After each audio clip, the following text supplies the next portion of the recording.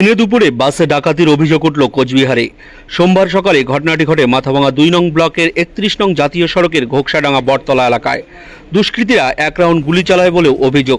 Police সূত্রে জানা গিয়েছে, নদিয়া থেকে যাত্রী বোঝাই একটি বাস কোচবিহারের দিকে যাচ্ছিল।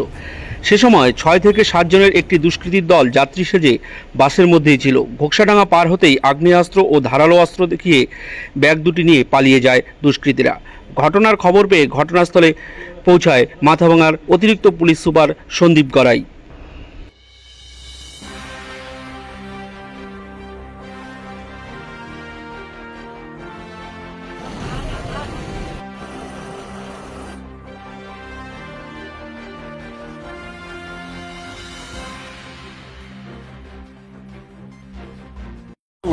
আচ্ছা, যে ছেলেগুলো মানে আমি ঠিক ফলো করতে পারিনি, দেখিও নি, বুঝতেও পারিনি কোথা থেকে যে উঠলো। আমরা তো আপনারা বসেছিলেন বাসে?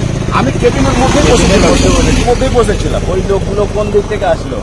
কেবিনের ওখানেই ছিল? না না না, পিছন থেকে, বাসের পিছন থেকে হাওয়া করে চলে আসছে। আচ্ছা, কয়জন ছিল? 6-7 জন ছিল স্যার। 6-7 জন মতো ছিল। 6-7 জনের মতো ছিল। আচ্ছা, সকলেই ওই কালো কাপড়ে দিয়ে বাঁধানো ছিল। আচ্ছা, আর ওদের হাত গান ছিল, একটা লোহার কুড়াল ছিল।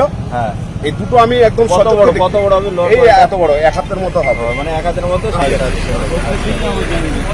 আর আর আর কারোর কাছে? আর একজনের কাছে তো গান ছিল, একজনের কাছে একটা গান ছিল, একজনের কাছে একটা কুড়াল ছিল। আর এইটুকু আমার চোখে পড়েছে, আর বাকিটা চোখে পড়েনি, কারণ আমরা তো আতঙ্ক সব হতভম্ব হয়ে। আচ্ছা, এই কেবিনের মধ্যে কয়জন ঢুকছিল? গেটে মোটামুটি 4 জন ঢুকেছিল।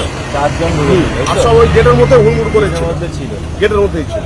আচ্ছা, ঠিক আছে। তারপরে এই যে ঘটনা হওয়ার পরে ওরা চলে গেল কিভাবে?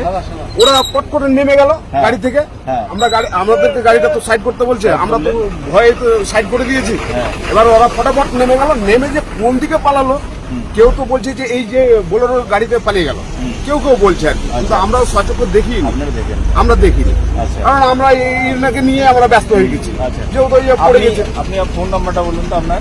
ফোন নাম্বারটা 9782। আপনি কুচবিহারে যাচ্ছেন? কুচবিহারে যাচ্ছি। ঠিক আছে।